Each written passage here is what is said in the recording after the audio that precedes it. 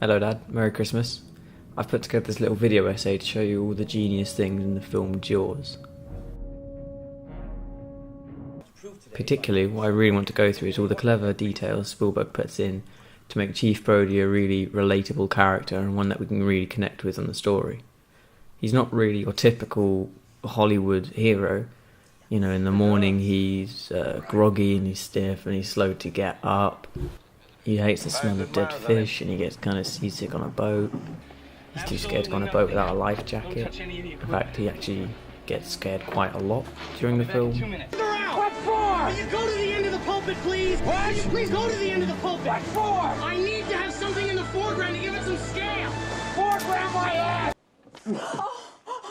Oh, God. Out of the hole. He also makes a lot of mistakes. It's not too good, is it, Chief? What? Damn it, Martin! Beach balls, if I can't get service from you, I'm gonna get service. And we see him in family environments being just a normal dad with a normal family. Your leg, I'll drink to your leg. He even Okay, gets so we self-conscious and feels left out when he doesn't have any cool scars to show off to Quinn and Hooper.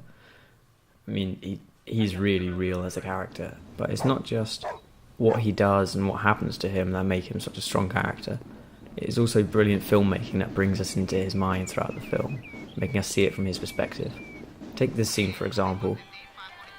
Just like Chief Brody, our line of sight is constantly obstructed by pedestrians walking around and getting in the way. We want to see more, we want to see where the shark is, we want to see the water, but we can't because people just keep getting in the way. This makes us see the world the same way Brody does, bringing us into his mind.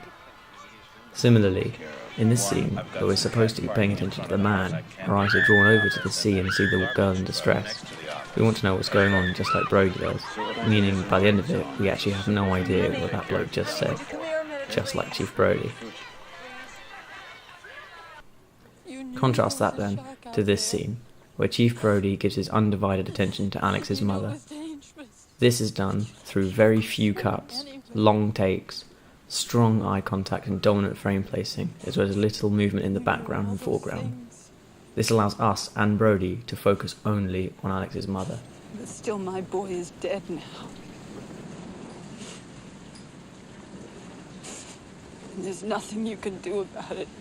In the same way the use of cutting can be done to draw our focus as well as Martin's, priorities can be established within in one shot. For example, this zoom and reframe puts his wife in the dominant position in frame, meaning she is always prioritising at the moment.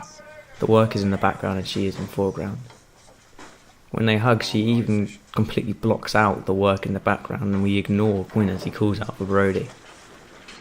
Bring it up with it, Chief! Daylight's wasted!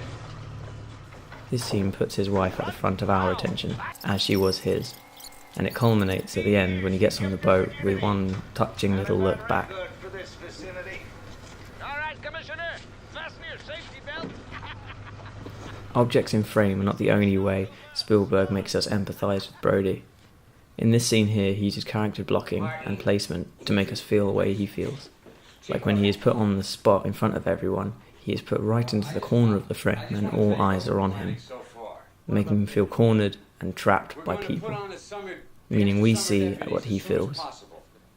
And then we're going to try and use shark spotters on the beach. This use of character placement and staging is no more apparent than the famous long take on the ferry. Here, Brody is cornered by the mayor and his two side henchmen. Brody is literally pushed up against the wall, with his back to the fence, surrounded by people. All eyes are on Brody and he's cornered at the very edge of frame. As the scene progresses, we can even see the dominance of the situation portrayed through character staging. As Chief Brody turns his shoulder, we can see the man in the grey suit isn't really a key contender in this scene, and we are left with only three main players. The guy in the pale suit seems to be slightly out of frame and behind the mayor, so we assume he's less dominant. Our assumption is then confirmed when the mayor steps forward and cuts him out of frame. We now know who the two key players are in this scene and who are dominant in the story, right up to the last line of the scene. We've got a panic on our hands on the 4th of July. This battle for frame dominance can be seen throughout the film as characters fight for dominance and take control of situations. If we look at this scene here, we can see the moment Chief Brody takes control of the situation.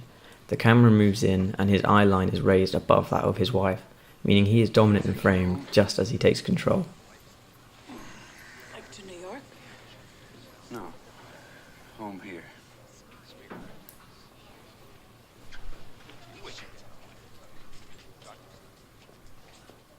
He then turns his gaze to the mayor, who now appears very small in frame and is well below Brody's eye line. Brody then asserts a higher eye line when he walks over and maintains it as he takes control of the situation and leads the mayor away. Got a pen, Larry? This use of eye line to represent hierarchy can be seen especially clearly with the interactions between Quint and Hooper, and also Brody. These three are continuously battling for dominance, especially Hooper and Quint, meaning that eye lines are often interchanging. Quint, however, being the captain, is almost always dominant in frame, his eye line always being above the others. As one would expect in a hierarchy, the character most dominant in frame has the highest eye line and is often biggest in frame or highest above in staging, making him apparent to be the leader. Oh, Chief, I don't know if he's very smart and very dumb. For example, in the shot where Chief Brody looks up at him, we see an ominous figure, making him seem more dominant and looming over us. This hierarchy, however, is questioned in the film and even resisted, most notably when Brody stands up to Quint and confronts him, their eye lines coming level.